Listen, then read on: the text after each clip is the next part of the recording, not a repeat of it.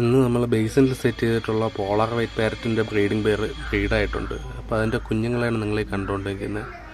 അത്യാവശ്യം കൗണ്ടുണ്ട്, കുഴപ്പമില്ലാതെ കുഞ്ഞുങ്ങളുണ്ട് ഇതിൽ.